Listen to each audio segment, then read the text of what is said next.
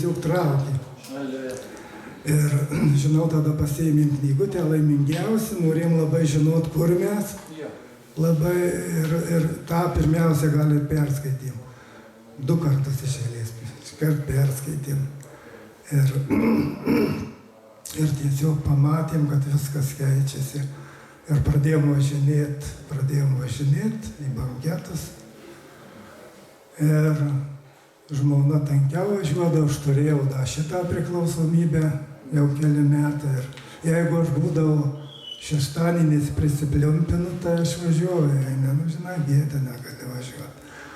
Tai ir tik man buvo baisi gėda, eit pas vyrus prašyti maldos. Man tokia buvo gėda, kad aš niekur negalėdavau eit prašyti maldos. Man buvo didžiulė gėda.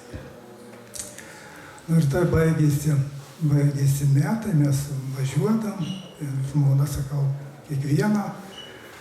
O po naujų metų mane prikėlė ryte toksai niekad negirdėtas paraginimas, balsas, kaip pasakyti. Kai po tyrimų, tiesiog atliko tyrimus šiandien, dėl to skausmo, nes čia buvo padaryta prieš kokius 3 metus operacija padaryta. Čia aš neminėjau iš tikrųjų, bet te buvo lygtai viskas gerai, reikėjo tikrytis po mėnesio, po 3, po pusės metų, kada man buvo gerai, aš neėjau niekur. Ir kada jau mes atvažiavom į banketą Kaune, jau buvo praėję galbūt 1,5 metų, jau aš tuos skausmus turėjau kiekvieną dieną. Bet buvo statybos rengimas namo, žalbutį žinau, kur gyvenu. Tai tų reikalų, tai tiesiog į sveikatą nekreipėm dėmesio. Bet tie skausmai, kaip sakau, dingo. Ir viskas. Ir mes sakom, čia yra kažkas daugiau. Čia yra toj bendrijoj kažkas daugiau negu šiaip savo. Ir kaip vieną naktį po to tyrimo, sekančią naktį mane jau į rytą pabudina balsas, kurios negirdėjęs niekad, toks raminantis, bet toks kaip ir įsakomus balsas. Tu papasakosi savo atsivertimą. Ir aš tikrai ir išsigandau, aš pradėjau ginčytis. Aš sakau, aš nekalbus, aš nemoku kalbėti, kaip ten būdavo, sako, kol neišgeriu kaprimas, aš nieko kalbėti nemoku, reikia išgerti pirmą. Tai buvo panašiai su manim, nes buvo laikas, kad jau aš išgerinėdavau beveik kasdien. Bet daugiau su manim nesiginčino niekas, buvo pasakyta, tu papasakosi savo atsivertimą. Ir aš žinojau, kad aš turiu važiuoti trečiadienį į susirinkimą vyrų Kaune, jau antasai tenai. Ir tada važiavam, paliūdėjau tą visą atsivertimą, viską, ir aš žinojau, kad turiu būti čia. Ir 20 metų šįmet čia.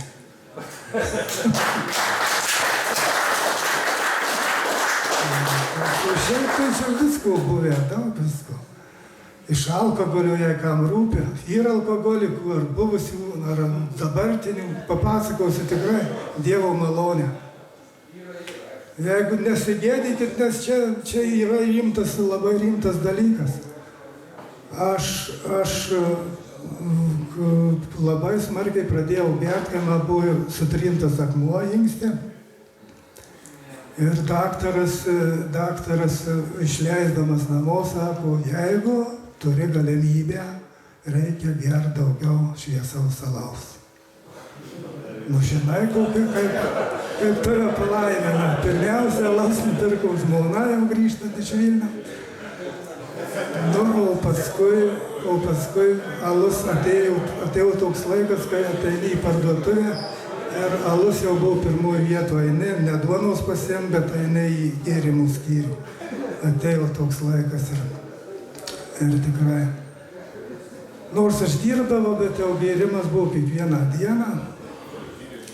Ir važiuodamas namo visada užsuku į alinę, išgeriu pirmiausia, nieks kaip ten nepaskūsdavo. Pirmą išgeriu bakalą alaus, paskui sėdu į mašiną, nusiperku tuos 2 dičkius. Bet man atėjo tokia mintis, kad vieną kartą čia vis tiek policija pagaus. Ir aš pradėjau važinėti su dviračiu. Mašina važinėti. Bet to gėrimo nemečiau. Ir ėjau vis gilyn ir gilyn. Tolyn ir tolyn. Šiandien mes su žmona ten nesipyksta nieko, bet jau atėjo toks laikas. Sako, tada, kad duok ant stabdžių, sako, jau tu nesivaldai. Aš suprantu, kad aš norėčiau mest. Aš noriu, sakau, noriu negert, bet aš neturiu tiesiog nėra jėgų. Kaip tie amerikonai, teisim 15.1. Tai man, šie savaitgalis dar čia išgersim, nuo pirmadienio. Bet tas kartuojusi, kaip ir daugumai, kaip klausai. Liūdimas, tai daugumas tą praėjo. Ir žinau, vieną savaitgalį aš vėl prisiperku. Jau buvo atšilęs oras. Prisiperku, kad netruktų. Lauke sėdžiu. Ir jau turbūt kažkiek išgėriau bokalą. Ir mane suėmė tokia baimė, tokia išgastis. Ir tai, aš supratau, buvo ne iš manęs, bet tiesiog šventoji dvasia apkaltino, kad aš rėkte pradėjau rėkti, iškėlęs rankas. Viešpatie, paimk iš mane šitą bjaurastį, kiek aš galėsiu kentėti. Aš išrėkiau tiesiog, dabar dar šiandien garsiai, bet išrėkiau viso kiemo. Ir toks, atrodo, kad šalia stovėjo ir išgirdau balsą tokį raminantį tėvišką balsą. Tu daugiau negersi.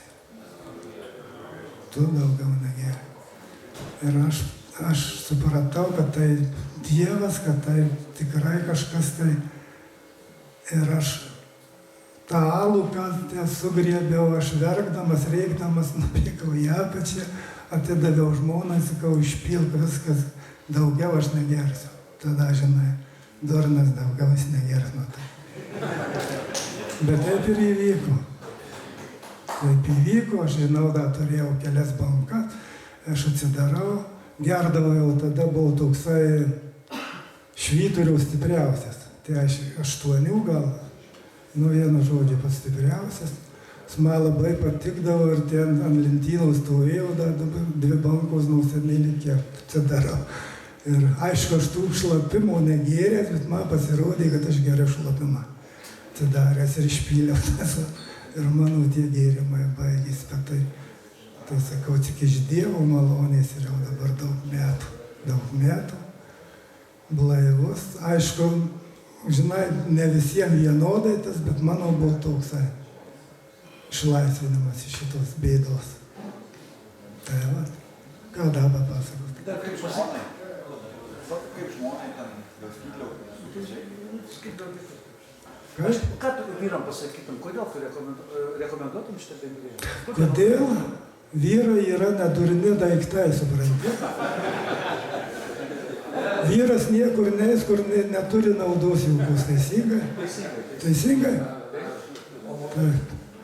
Tai aš kaip galiu pasakyti, tai jūs palaiminti ir jūs džiaukitės, kai mano dukra sako, jūs neįvertinat, ką turit.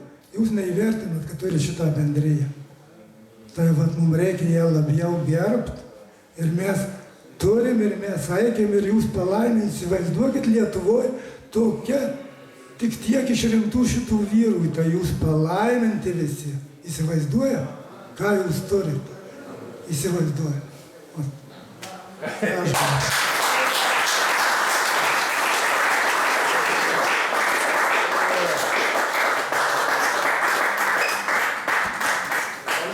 Спасибо, я